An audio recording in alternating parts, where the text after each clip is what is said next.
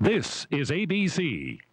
And coming up next here on Eyewitness News tonight, a drug sweep in Bryan College Station that took some suspects right out of their classrooms. Also, the U.S. Secretary of Education gets a rough reception from some legislators at the state capitol. And the Houston City Council will be deciding on what agency will be collecting our tax money. These stories and more coming up next here on Eyewitness News tonight. You've seen all the ads about people needing help. Help with drugs and alcohol, help with depression and adolescent behavior problems. But you haven't seen the help. You haven't seen the change. You haven't seen people like Paul, or Linda, or Christy. There are no guarantees in life, but whatever your need for change involves, call West Oaks at 777-7100, because change can happen. Mexico.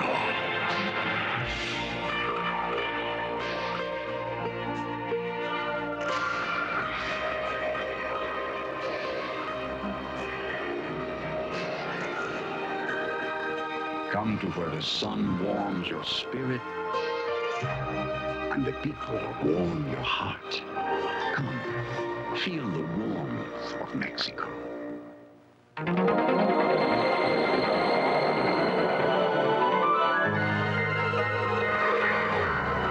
According to the latest estimates, Earth will soon be inhabited by more than 5.2 billion people.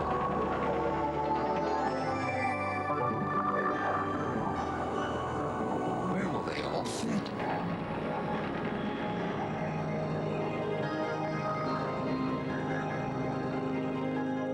"13 Eyewitness News is closed caption for the hearing impaired.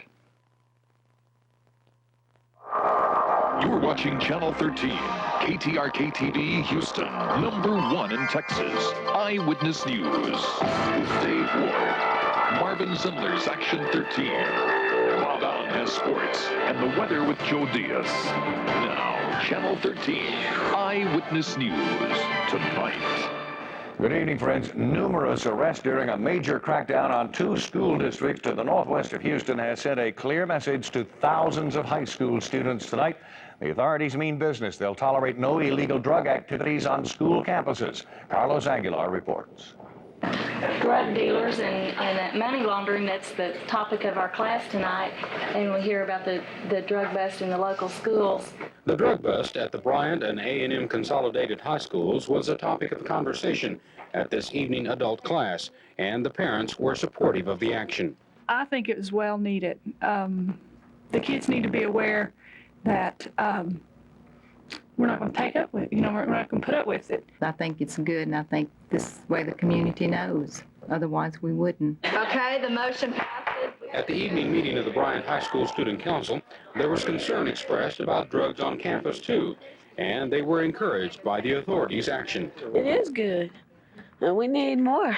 I was actually amazed at what happened today, and it kind of frightened me. In all, 40 drug cases were made against 18 individuals at Bryant and A&M Consolidated High Schools as a result of the investigation, which began at the start of the school year. Among those charged were 12 adults and 6 juveniles. By saying that we have 12 adults that have been charged with this offense, we're talking about students over the age of 17 years of age. Turner said college students studying law enforcement at Sam Houston State University were brought in to pose as high school students to zero in on the drug activities at the 2 high schools. The undercover agents were able to buy marijuana, cocaine, LSD, and ecstasy from current high school students and others who had dropped out of school. The drug sting was a joint operation between the Bryant and College Station school districts and local police. School administrators would not talk to us on camera, but they did tell us that this operation was an attempt to keep their schools drug-free and hopefully to send a message to others that they are not going to tolerate drugs on campus here. Carlos Aguilar, 13 Eyewitness News in Bryan. Some of Texas' Hispanic lawmakers have a bone to pick with the nation's education secretary tonight. It concerns a comment he made during a special visit before the state legislature. Laro Cavazos, who is Texas born and raised, addressed state lawmakers about the problems the Texas educational system is facing.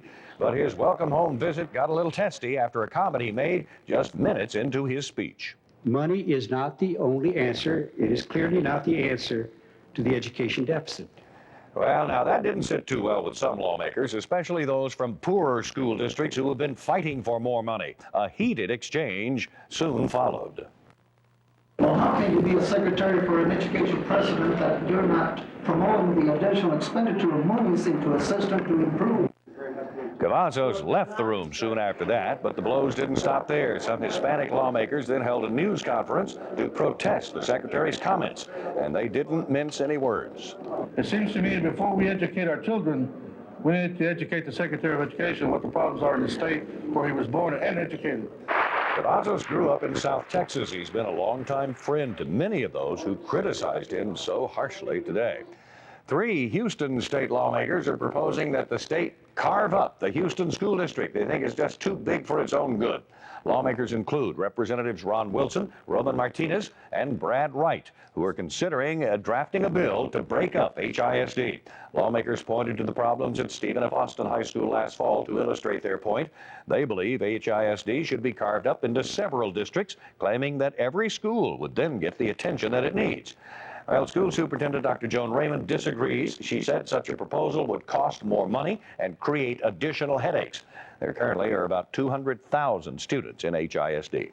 Tomorrow, the Houston City Council will debate whether Harris County should also collect city taxes. But at the last minute, the county has some competition from the very law firm the city has had problems with in the past. Hurd Coggin wants to keep the city's business, but as Deborah Wrigley reports, there are some people who are less than approving of that idea. Not guilty. Not guilty because of mistaken identity.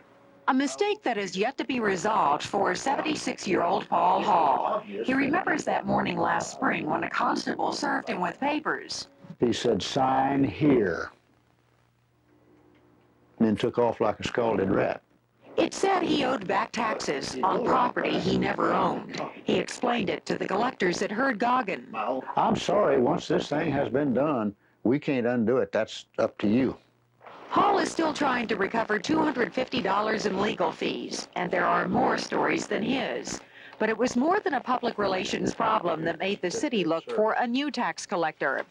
Though it made a 15% fee on back taxes recovered, Hurd Coggin did not live up to its collection goal with the city, enough to cost the firm $3 million in fines, and for the city attorney, a loss of confidence. You know, that's what they've got now. The proposal is for Harris County to collect taxes for a $750,000 fee. Now Hurd Coggin is offered to cut its own fee and beat the county price by $150,000. It's an iceberg technique, is that say, you know, they've got the 15% under the water where they're keeping all of that. Right now, we're getting $3 million of that back. They ain't promised to give that back to us again. Hurd Coggin doesn't deny it's a better deal, but the firm's lawyers argue it's still a better deal than the county's. So we felt like we could provide it at that cost, still be profitable, and it sharpens the comparison between us and the county, puts us on an apples-to-apples comparison. Hurd Coggin claims a better collection rate than the county, and it would also like to take over the county tax system. The immediate issue, though, is the city's taxes. And somewhere, there's a man interested in the outcome of that decision. I was going to get my $250 back one way or another. Deborah Wrigley, 13 Eyewitness News. Fastest plane in the world is headed straight for mothballs now. We'll add that, and Marvin Zeller's report on Eyewitness News Tonight continues.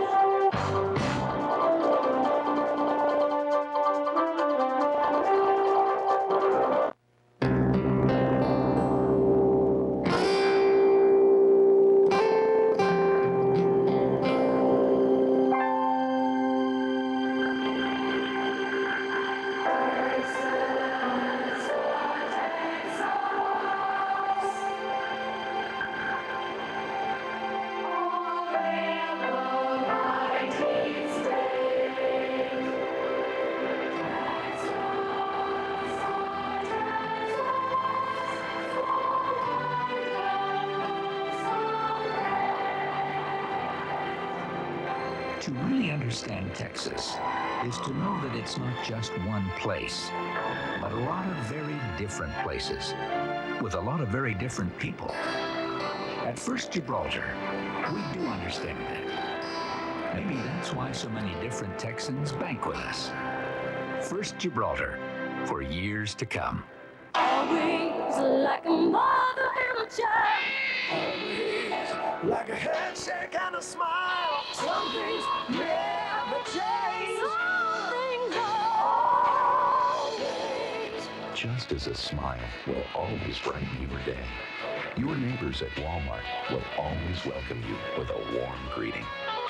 Walmart, always the low price on the brands you trust, always. One crewman is recuperating from shock tonight after a tanker barge carrying more than 4 million gallons of unleaded gasoline and home heating oil exploded in flames in the Arthur Kill Waterway in Linden, New Jersey this afternoon. Injured crewmen managed to jump clear of the burning barge before it was hit by another explosion. Coast Guard said the vessel, that's owned by Citgo Petroleum Corporation, split in two after the second blast. Company spokesman said the loaded barge had pulled about 150 feet away from the fuel loading facility when it blew up. Cause of the blast, just across from New York's Staten Island, is still unknown. Well, after a quarter of a century of supersonic snooping, the Air Force's SR-71 Blackbird flew into retirement today at record speeds. The Black Dagger-shaped aircraft, which replaced the U-2 spy plane, roared across the United States from Los Angeles to Washington, D.C. in 1 hour, 8 minutes, 17 seconds, an average speed of 2,112 miles an hour. The old record was 3 hours, 38 minutes. Plane will be placed in the Smithsonian Institution Air and Space Museum. 9 others will go to other museums, and NASA will continue to use 3 of them for research. But Blackbird was retired because of its high operating cost and the availability of satellites to perform its reconnaissance mission. Houston is not considered to be a military city. We don't have military bases all around, so this next story might sound a little strange to some. The Marines and sailors of the 4th Platoon, Company B, 4th Assault Amphibian Battalion, 4th Marine Division, stationed in Galveston, are ordered on full alert. Now, this is a drill, but all Marines and sailors attached to this reserve unit are ordered to report to their Marine Reserve Center by 7:30 this Friday night. The unit is on full alert, and once again, this is a drill. Action 13's Marvin Zindler tonight reports on a Houston firefighter who feels he's been burned by the city. In January, Houston city employees were given a so-called bonus of $540 each. However, there were some long-time city employees who did not get that money.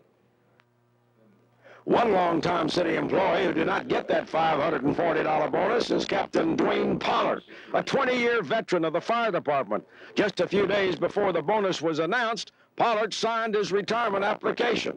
Pollard stated he intended to retire January the 20th. He wanted to devote his full attention to the Belmar Baptist Church, where he's been the pastor for the past 6 years. On January the 5th, 15 days before Captain Pollard retired, city employees got their bonus. Pollard did not. Everybody that was still working and everybody that was working were getting a bonus, and it was like they excluded the ones of us that had chosen to exercise our option to retire, which is one of the benefits that you have working for the city. And it was, you know, it was like getting slapped in the face, basically. Because you'd worked there for so long. Yes, sir. I asked Fire Chief Robert Clayton why Pollard was denied the bonus. The chief says his hands are tied because of a city ordinance. By law, I wouldn't be able to give him this, what you refer to a bonus, because it's really not a bonus. It's an incentive productivity pay, and unless a person is going to be here to do that productivity that it talks about within the Houston Fire Department, by law, I could not give it to him.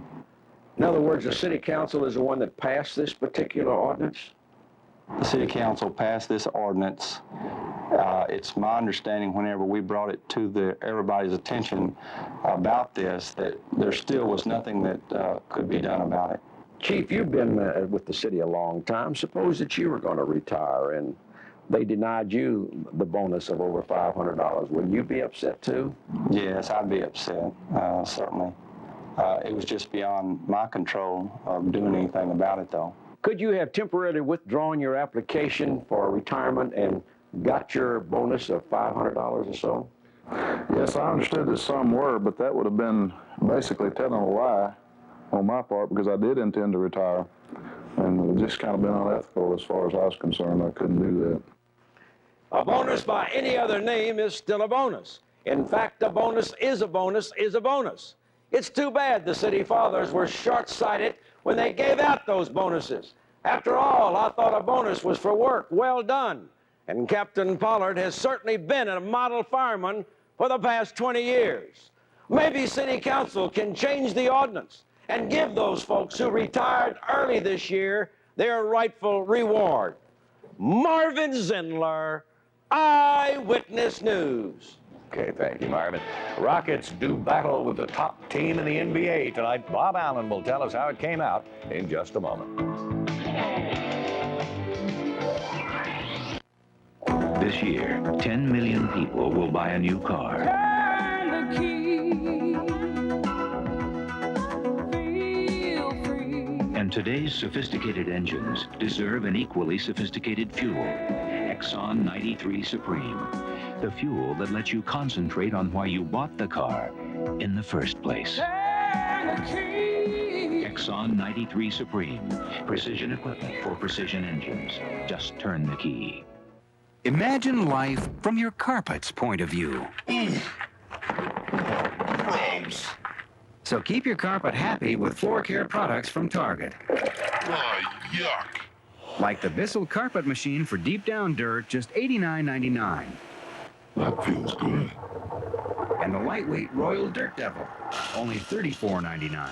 Did anybody remember to walk the dog? Oh, no. Target, right on the money.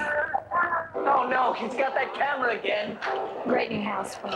Oh, hi, Herb. Love the new house, Frank. Bet it cost a bundle to heat and cool. Nope, got a heat pump.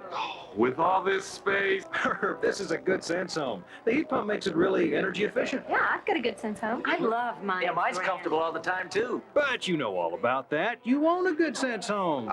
Don't you, Herb? Don't you? Not yet. The Good Sense Home, saving you money like no other home can. Rockets won on the road last night. Come back here to face the Lakers. And here's Bob Allen to tell us what happened. Going for 4 in a row. They did tonight at the Summit tonight. The Rockets took on the best team with the best record in the league, the Los Angeles Lakers, going for 4 in a row. My goodness, they got it, 112-95. Buck Johnson, watch him here with a lay-in off the break. Rockets came out hot at the beginning. They never trailed in this ball game. Johnson again with the tip in. Watch on the other side now. Wiggins with the steal. He's going to get it down court to Akeem for the slam. Boom, 27 points, 14 rebounds, 8 block shots for Olajuwon. Olajuwon with a block, 1 of 8 down there to Lou Lloyd. He'll dish it off to Larry Smith, who lays it in. That's the way the Rockets handled the ball all night long. Akeem again, 8 block shots, a little bit of his handiwork tonight. The man was absolutely incredible. Mike Woodson got hot tonight. He's recovered from his injury. He's hitting the outside shot. That's why the Rockets brought him here. And every time the Lakers started making a move, Woodson hit. Rockets win it big tonight over a great team, 112-95. 4 wins in a row for the Rockets. 2 out of that 8th spot for the playoff position.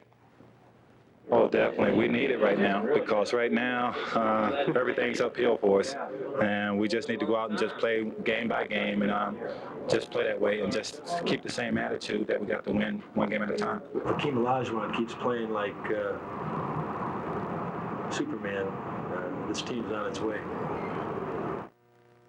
On the NBA scoreboard tonight, it was Phoenix over Atlanta. Detroit knocks off Sacramento. Indiana over Washington. Portland beats New York. And Utah over Orlando. Students at Loyola Marymount held a memorial service today for star basketball player Hank Gathers, who died Sunday night after collapsing during a game. The students gathered at Loyola's Albert Gersten Pavilion to remember Gathers, who died less than a month before his 23rd birthday. The results of the autopsy on Gathers have not been announced yet. It was a moving, somber occasion as friends remembered their friend and teammate. I know that Hank will want to hear one more cheer, one more clap from his fans, friends, the people who support him. One last applause in his house.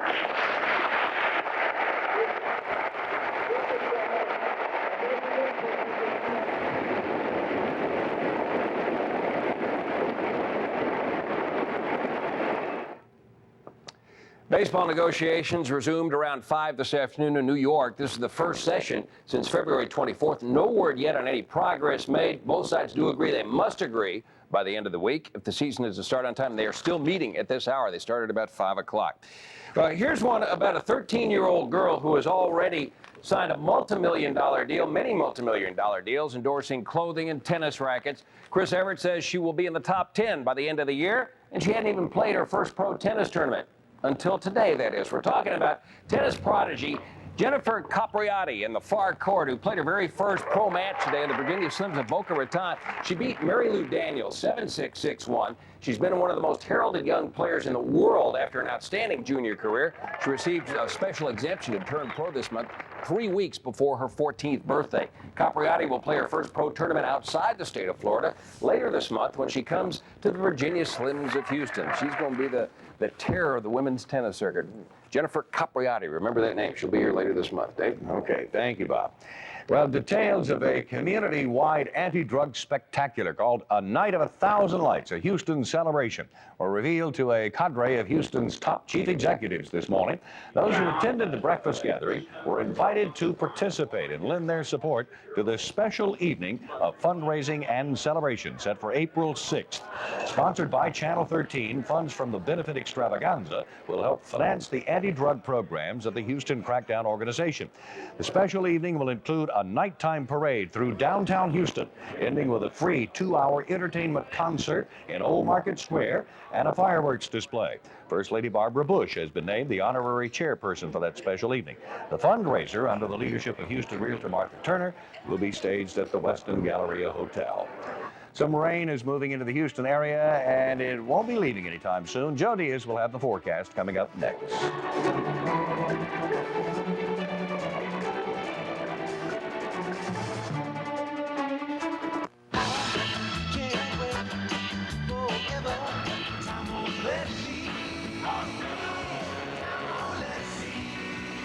Just a reminder, when you can't wait that long, come to Eckerd. Wait that long.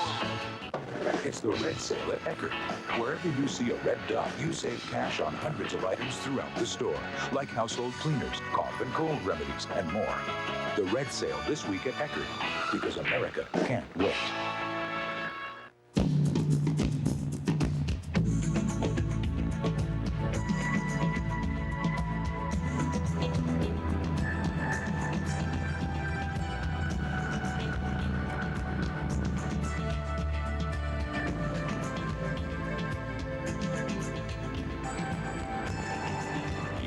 Integra. The most satisfying car in America from the most satisfying dealers. We interrupt this fill-up to remind you the Discover card pays you cash back for every charge. Well, we're on our way. It pays to Discover. This month, watch for your Discover card application. It means you're already approved. Approved for the card that pays you cash back, yet charges you no annual fee. So just sign it and return to sender. It pays to Discover. Doesn't look like we're going to see the sun for a while. Here's Joe Diaz to explain why. And Dave, some showers popping up tonight, and I think we'll get more tomorrow. In fact, some newer information is coming in, and it's suggesting that we could have a generally soggy day tomorrow. Now, I don't have a whole lot of information in front of me right now, but I'm almost inclined to believe it.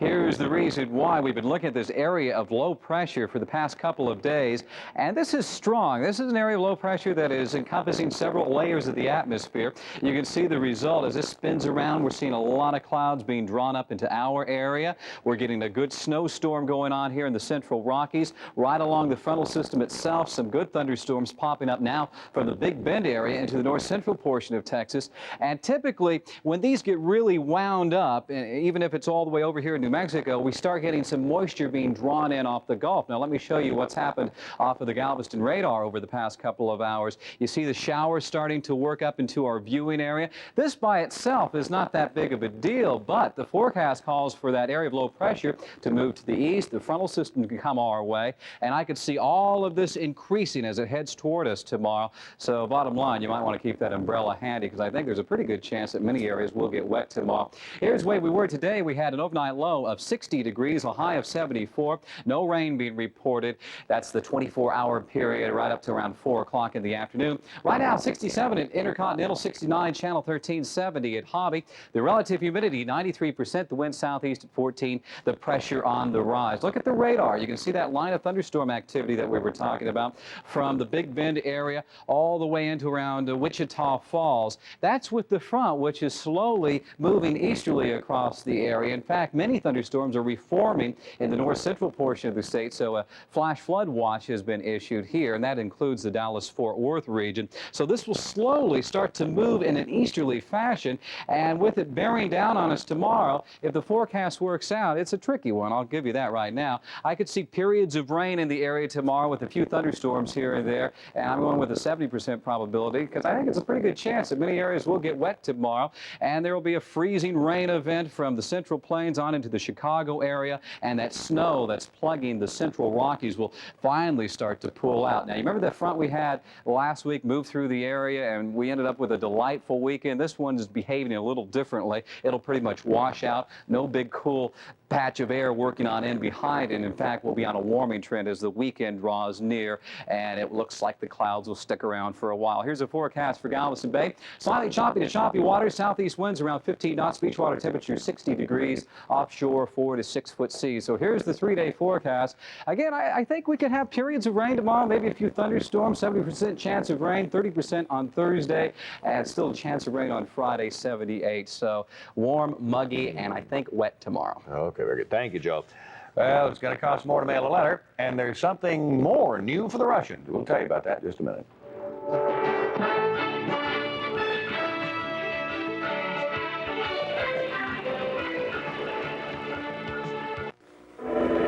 In ancient times, people were moved to powerful emotions by the sight of an eclipse. Some even thought it called for a sacrifice. We can understand how an eclipse might produce feelings of excitement, wonder, even awe. But at $10,919, it's hardly a sacrifice. Get a great deal now at your Houston area Mitsubishi Motors dealer.